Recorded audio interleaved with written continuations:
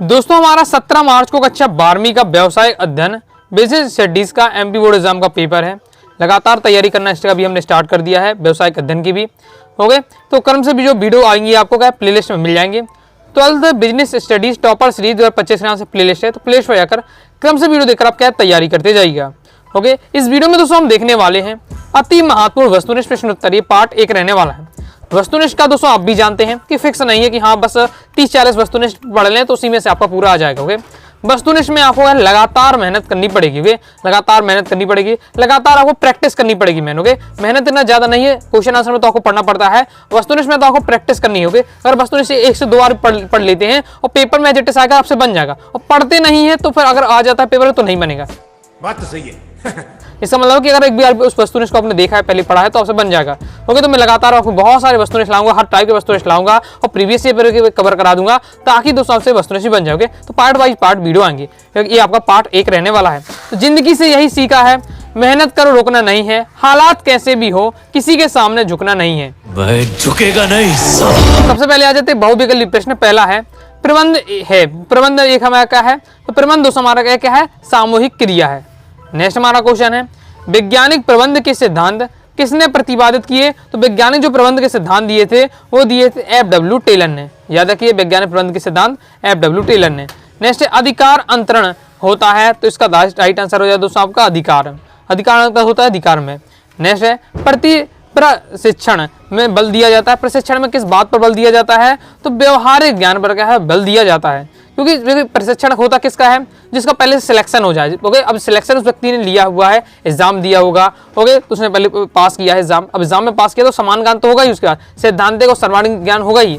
Main होता है उस जिसमें जहाँ उस एरिया में से काम करना है उसका व्यवहारिक ज्ञान उसे दिया जाता है प्रशिक्षण में। ओके, नेक्स्ट नियंत्रण संबंधित है, तो नियंत्रण हमारा किससे संबंधित होता है, तो नियंत्रण हमारा संबंधित होता है परिणाम से। ओके, नेक्स्ट हमारा क्वेश्चन है वित्त का सबसे सस्ता स्रोत है, वित्त का सबसे सस्ता स्रोत कौन सा हो जाएगा, तो राइट आंसर हो जाएगा आपका ऋण पत्र।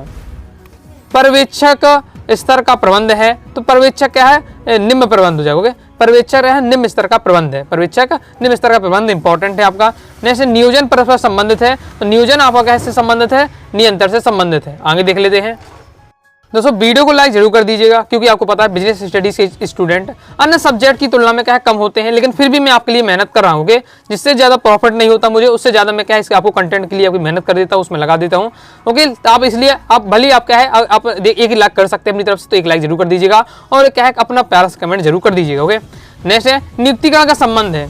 अब नियुक्तिकरण का संबंध पूछा जा रहा है तो किससे हमारा संबंध हो जाएगा, मनुष्य से। नियुक्ति किसकी होती है, मनुष्य की। नेक्स्ट प्रकार से आप याद रख सकते हैं। नेक्स्ट है अधीनस्थों द्वारा किए गए कार्यों का निरीक्षण करने की प्रक्रिया। जो अधीनस्थों द्वारा किए गए कार्यों के निरीक्षण करने की जो प्रक्रिया होती है उसे हम कहते हैं पर्यवेक्षण। नेक्स्ट देख लेते हैं कार्यशील पूंजी का स्रोत है, तो आपका जो कार्यशील पूंजी का उपयोग सभी हो जाएगा, यानी देनदार है, बैंक अधिविकर्षण है, रोकड़ विक्रय, सभी आपके कार्य पूंजी के स्रोत हैं। प्रबंध किससे संबंधित है, तो प्रबंध दोस्तों आपका संबंध हो जाएगा आपके मानव संसाधन से। ओके, प्रबंध का संबंध है मानव संसाधन से। कंप्लीट हो जाता है। रेगिस्तान की पूर्ति देखेंगे हम।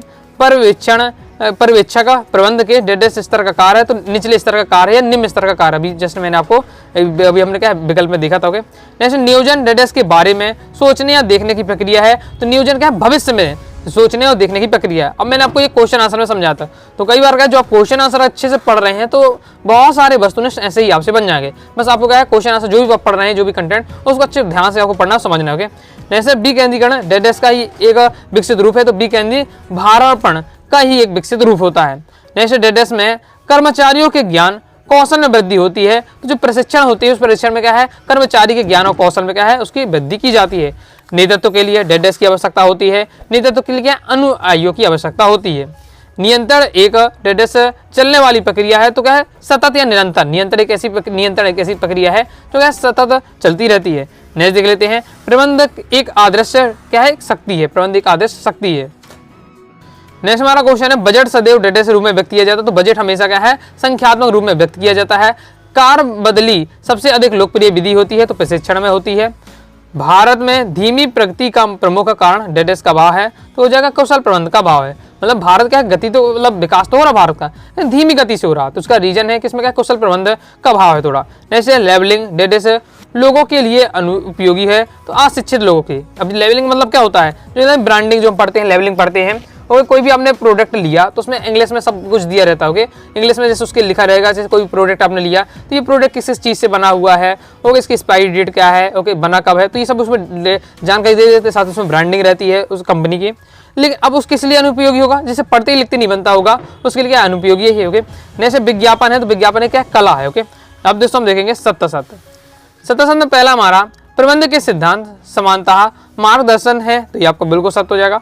संप्रेषण सदैव लिखित होता है तो ये आपका असत्य हो जाएगा। ओके, जैसे पूंजी व्यवसाय का जीवन रखते हैं तो ये आपको बिल्कुल सत्य है। सहकारिता प्रबंध का मुख्य कार्य होता है तो ये आपका क्या है, असत्य हो जाएगा। ओके, मुख्य कार्य नहीं आपका तो असत्य हो रहा है।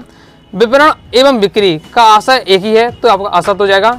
नेक्स्ट हमारा क्वेश्चन है उपभोक्ता संरक्षण अधिनियम उपभोक्ताओं को 6 अधिकारों का प्रावधान करता है तो हाँ ये आपको बिल्कुल सत्य है, 6 अधिकार आपको दिए जाते हैं। ओके, जैसे फ्यूल एक खनन इंजीनियरिंग था जबकि टेलर एक मैकेनिकल इंजीनियर तो बिल्कुल सत्य हो जाएगा।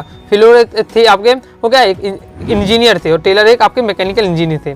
उदारीकरण में उद्योगों को लाइसेंस लेना अनिवार्य है तो आपका क्या असत्य हो जाएगा। उदारीकरण में क्या छूट दे दी जाती है, उदारीकरण का मतलब ही है कि आपको क्या छूट देना, आप अपने हिसाब से काम कर सकते हैं, मतलब इसमें क्या है लाइसेंस नहीं लेना पड़ता। कोई भी अगर उद्योग आता है तो सीधा अपना काम कर सकता है, लाइसेंस लेने की आवश्यकता नहीं पड़ती है।